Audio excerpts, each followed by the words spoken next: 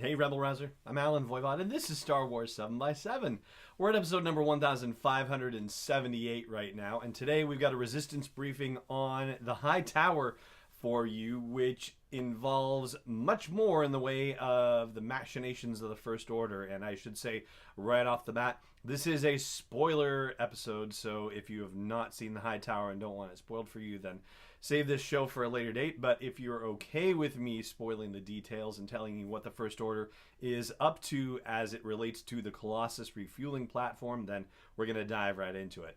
So let's start with our top 7 takeaways. Actually, we're going to finish with the top 7 takeaways too, but be that as it may. First of all, we find out that the refueling platform is not actually always fueled itself, and it has to undergo rationing from time to time, which is how this episode starts off. So there's fuel rationing, and they ask people to conserve power or not use power, and that situation is supposed to go on for as much as 100 hours, and they also install curfews while that's going on too. So that in itself should tell you that there are problems afoot. But the reason why those problems are afoot is debatable, and according to Aunt Z, who runs the local watering hole, she thinks it's because Captain Doza, the guy who is running the platform, is in league with the First Order. And of course, when Kaz's ears hear that one, they prick up, and he goes, "Ah, there! Now I'm onto something with my whole spy mission." So Aunt Z's revelation, or at least gossip mongering, is our second top takeaway, that she believes that there's something to do with the First Order here, and that he specifically is in league with them. Now, whether he is, well, we'll get to that in a moment.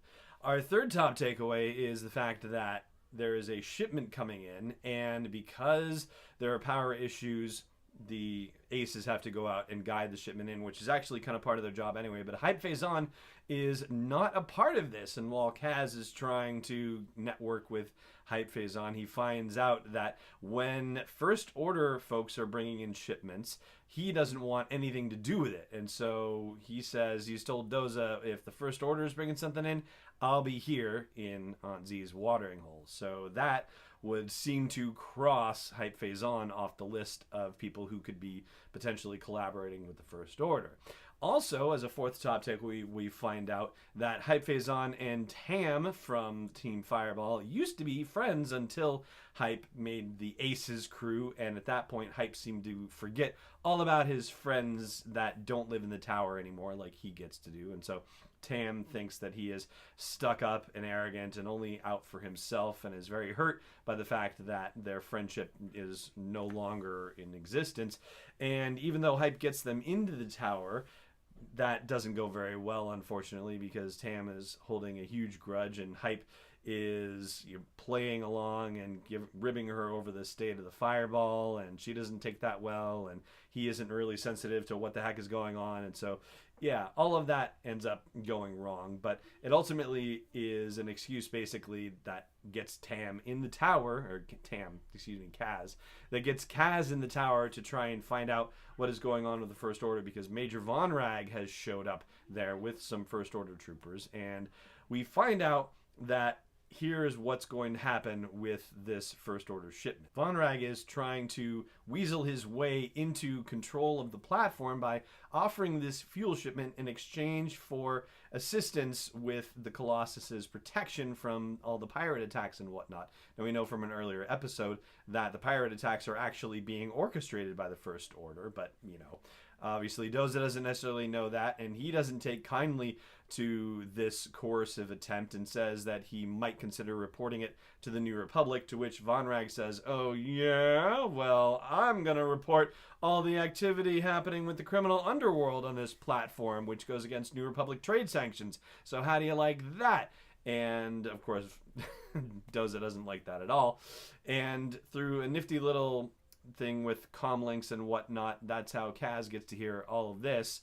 And so ultimately there is no deal struck, and the First Order leaves the platform. But Kaz actually seems to misunderstand what has happened in this meeting. And so our sixth top takeaway is that even though he thinks that he has big news to report to Poe, he doesn't necessarily have the right idea, because he says that, in talking to BB-8, that it's going to be just a matter of time before Captain Doza makes a deal with the First Order and says that if Doza is actually the First Order mole, then they might be over their heads. They might be in too deep on it, and so they got to go to Poe and find out what they should do.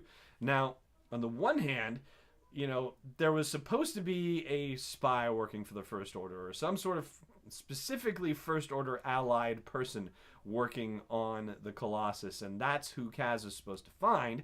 But that's not what is actually happening here. It's pretty clear that Captain Doza is not in league with the First Order, and that if he's going to make a deal with them, it's only because he is being forced into it, as he states straight to Vonrag, like, hey, you're trying to twist my arm into this, and I'm not going to do it, but at some point he might have to. But it's not because he's a mole for the First Order. So Kaz seems to have misunderstood this aspect of things.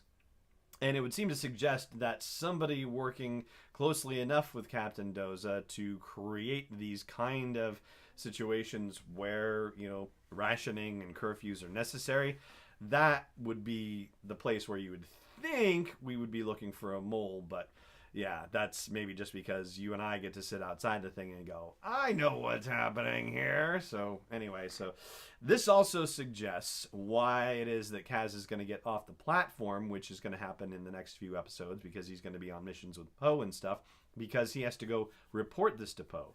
But there is, a stinger moment at the end where Doza is looking at security camera footage of Kaz hanging from a ledge outside of the tower windows and going, who are you? Like, very dramatically wondering who he is. And while Kaz is dangling precariously from these ledges on the outside of the tower, Aunt Z and everybody else in the bar actually see him and start taking bets on whether he is going to live or die through his attempt to get off of the tower and survive, even though First Order troopers are actively shooting at him. That is your seventh top takeaway from this episode, that he is actually getting bet on for the amusement of Aunt Z's patrons, regardless of the fact that the First Order is actively stunning and then shooting at him to kill on this platform. And that seems to be, if not accepted, then at least tolerated to some degree, although Doza says, you guys should leave now, blah, blah, blah. Anyway,